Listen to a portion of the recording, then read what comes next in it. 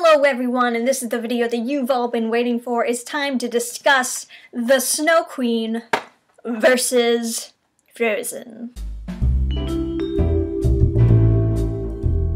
Now there is a lot of differences between this movie and this book. So we all basically know the story of Frozen, but I'm gonna go over it again just so we have a clear, concise point to be made. When they were first starting to write Frozen, Elsa was evil, and she had no relation to Anna whatsoever.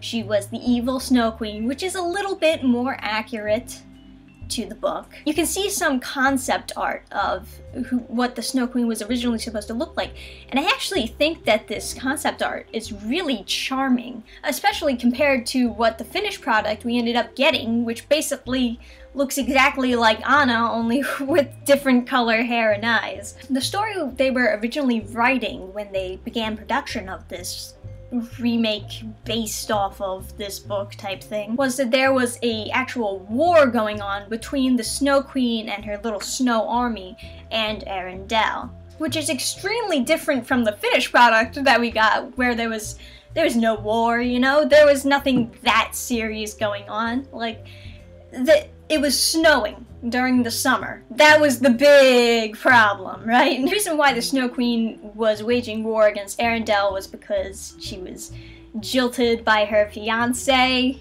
who left her at the altar. Basically just wanted to take it out on this kingdom. There was some kind of prophecy that a ruler with a frozen heart would bring upon the destruction of Arendelle, which everyone thinks is the Snow Queen, and the plot twist at the end was that it was actually Prince Hans who was emotionally stunted. Anna still existed in the first edition, and she was supposed to go to the Snow Queen for help against Prince Hans, I guess. Of course, we all know in the official movie that came out afterwards, Prince Hans, you still had that twist at the end where Prince Hans was evil. How do you go about naming a character after the original author and decide to make him evil twice? Like, were they just mad at the original author for some reason? What do you have against him so that you'll be in the writing room thinking to each other like, hey, let's make a character after the original author, and we're gonna make him a dick. Why did they change this original story? Well, a lot of the blame goes to that famous song, Let It Go, which was originally written to be a villain song, which makes a lot of sense because it doesn't really align with the rest of the movie. I mean, the lyrics, let the storm rage on, the cold never bothered me anyway, kind of sounds like something a villain would say, yeah. They quite literally loved this song so much that they decided to not make Elsa a villain after all. And so they had to change a bunch of plot details to make it fit. When in actuality, when you run from your kingdom, you should theoretically be feeling guilt or loneliness, but the Let It Go song never displayed any of that. Now you know why. I mean, really, it's beyond me. But the story that we ended up getting for Frozen, we got these two princesses.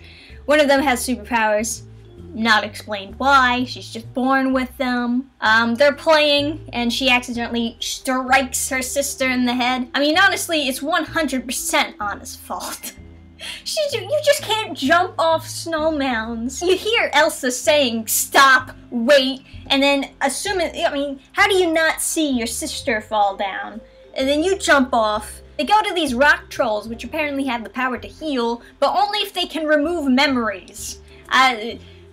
Once again, not explained why you have to remove her memories. Say to the parents, hey, we're gonna remove all this girl's memories of magic, and that's probably for the best if you just keep it all a secret, all this magic stuff. Oh, by the way, Elsa, don't be scared of your powers. If you do, you're gonna die. It's kind of contradicting, don't you think? Let's hide her powers, but also don't be scared of your powers. What do you think that the parents are gonna do? So surprise, surprise, the parents lock her in her room for the rest of her life and tell her to never use her powers again, basically. And they get her these gloves, which are apparently keeping her powers at bay. The gloves make no sense. What are they, magical gloves? If they're magical gloves, you gotta say so, man. You gotta make it a little bit more clear in this story. Also, for some reason, Anna also had to be locked in the castle this whole time? She doesn't have any superpowers. What's she gonna do? Huh? She doesn't even have any memory of Elsa having superpowers. Why has she gotta be locked in the castle? So now they both have incredibly bad social skills. Elsa has no control of her emotions. Anna is ignorant AF. And then the parents die. And 3 years later, Elsa is to be coronated. I don't know who the heck was taking over the kingdom for those 3 years. I guess it doesn't matter. So Anna meets this guy, and because she's ignorant AF, she decides she's gonna marry him immediately. Elsa loses control of her powers, almost kills her sister, and then runs away. Completely nopes out of any responsibility to what happened, just like, you know what, I'm just gonna let it go. I'm just gonna be by myself on this mountain now. Anna goes out by herself. Nobody else goes with her because, nah, she's in a dress and she has a horse. She'll be fine. She goes to bring back Elsa and she leaves Hans, the dude that she just met, in charge of the kingdom. Considering that they're building up for this big twist that Hans is actually a bad guy, they didn't do that great of a job of making any hint whatsoever that he was a bad guy. In fact, it seems like they worked too hard to throw you off by making you think that he was a good guy. He does good taking care of the kingdom that the two princesses abandoned. And after everything I saw from these two princesses, I'm completely convinced that they shouldn't have been in charge of the kingdom. If anything, Hans should have won, and that's how the movie should have ended. Because he's the only one who was taking care of the kingdom this whole time. Anyway, then we meet Kristoff, who's maybe the only good character. I don't know. I liked Kristoff, but I felt like his character was cut too short, you know? They focused so much on Anna and Elsa, and I didn't like Anna and Elsa. They were ignorant and overly emotional.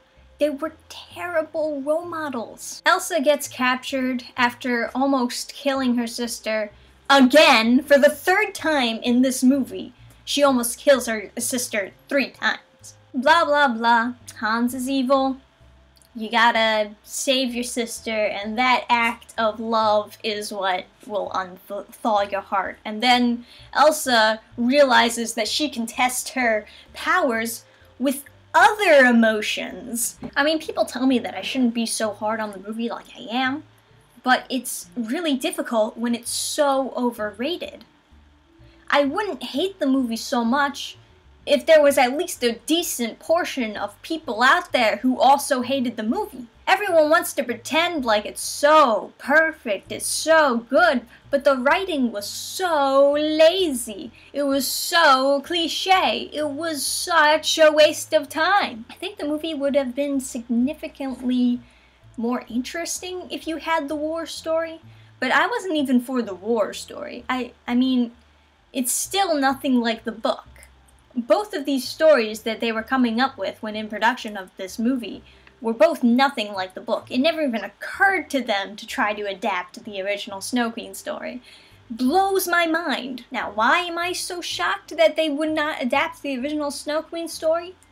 Let's talk about the original Snow Queen story. First thing you gotta realize about the story is, 1, it's kind of fairy tale-ish, and 2, this was originally an adventure story. So it wasn't supposed to be super straightforward, beat the bad guy, you win. Also noted that the original book actually has a lot of Christian angels and demons typed themes in it. Now, granted, you don't have to have those themes in this story. You could easily take them out, but I would prefer if you left them in, because I think that they're done well within the context of, I mean, everyone knows what angels and demons are, right? Even little kids are like, oh yeah, I know what those look like. One's bad, one's good. It's pretty simple, pretty straightforward. You don't have to be Christian to get it. You don't... I do feel like Disney today is a little bit scared of religion now. Like, they don't want to touch that subject. I don't know why. I mean, I loved it when DreamWorks did Joseph, King of Dreams. That's one of my favorite DreamWorks movies, and it's a religious story. But nowadays, we're kind of shifting away from religion. It's a sensitive topic. Nobody really wants to touch it. So let's get into the book, shall we? The story starts off by these demons, and they're in possession of this troll mirror. And the idea of this mirror is that whatever is reflected in the mirror will appear ugly and distorted and evil. The demons think that's hilarious. You know what we should do? We should take this mirror up to the sky and show it on the heavens. So the demons fly all the way up to the sky and are about to like shine it on the heavens and, you know, be like a giant FU to God. And one of them slips and the mirror falls, and it breaks and shatters across the earth, and shards go everywhere. And when it strikes you, it changes you from the inside. You can't see the shard, it's too small for people to see, but when it hits you, it will change you. If it hits your heart, you'll become cold and heartless, and you won't care about other people. If it hits you in the eye, then everything you see will be distorted and ugly and evil. So then we get to the main characters, who are both children, named Gerda and Kai. Gerda's the girl, Kai's the boy. Both are best friends, love each other to death. Obviously, you know, you got some romance in the possible future with them when they grow up. So one day, something awful happens to Kai. One of the troll shards hits him in the eye and in the chest, and he starts acting noticeably differently immediately.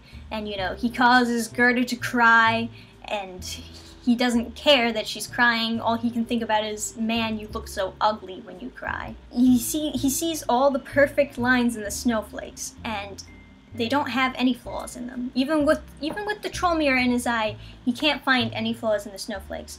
So he takes a lot of pleasure in the snow. And then one day, the Snow Queen is riding by. The idea of the Snow Queen is she's like a mythical being. She didn't used to be human or anything like that. She's a mythical being that controls snow. She's basically like Jack Frost. You know, all of the snow, like little clumps of snow that come together are like snow bees who like buzz around and can sting you. And she's the queen of all these little bees, just like how bees have a queen bee. So because she's made of snow, Kai sees her and thinks that she is beautiful and perfect, and he's like enchanted by her, kind of. So she convinces him to come aboard on her little sleigh that she has, being pulled by horses, I guess. I'm just looking at the cover. And it was kind of hinted before in the story that the Snow Queen wanted to capture Kai even before he was struck with the mirror. So he can't really touch her or stay with her because she's so cold that she could freeze him to death. So what she does is she kisses him on the cheek, and all of a sudden he can't feel anything, physically feel anything. But then he's like, oh, well, what about my sleigh? What about the village? I can't just leave them. She kisses him on the head. He forgets everything, forgets all his memories. And she successfully captures him and brings him back to her kingdom as her little prisoner of sorts. So the rest of the story basically tells the tale of Gerda going on this long adventure to find Kai and relieve him of this curse that basically was set on him. And there are a lot of interesting stories that they managed to fit within this little adventure. I think the first story about the witch woman who made Gerda forget her memories, that story could have probably been thrown away, but the other stories were very good. So you see, one of the reasons why I get frustrated when people say, oh, Frozen, it's that feminist movie that teaches you don't need a man to save you, you know? People who say that Frozen is a feminist movie have clearly not read or know anything about the original, which is literally about a girl going on an adventure to save a guy that she loves. Oh, how does Gerda save him? She cries on his chest. She cries the shards out. And then she kisses him so that he has returned feeling to his skin. He looks at her and he remembers her again. He remembers everything again.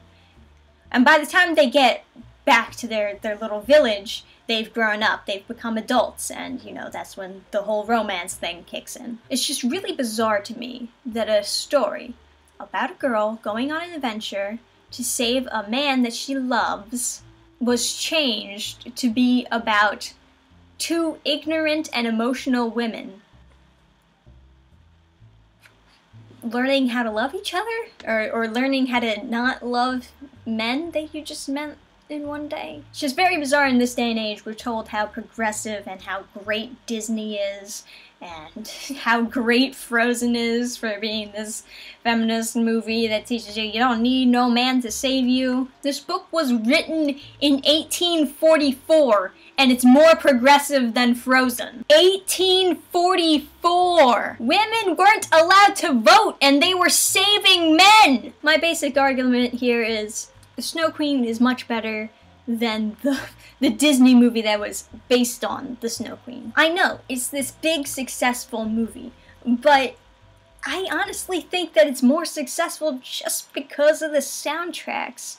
And, you know, maybe because the characters looked cute, but there wasn't anything really in Frozen that blew me away. If anything, I realized more and more things wrong with the movie as time went on. For those of you who have not read the Snow Queen original fairy tale, I would honestly recommend it. I like the book a lot, hence you know why I own it. Adam doesn't like the book that much. He thinks that it's boring. There are a couple like scenes in this book that are kind of, you know, pointless to read.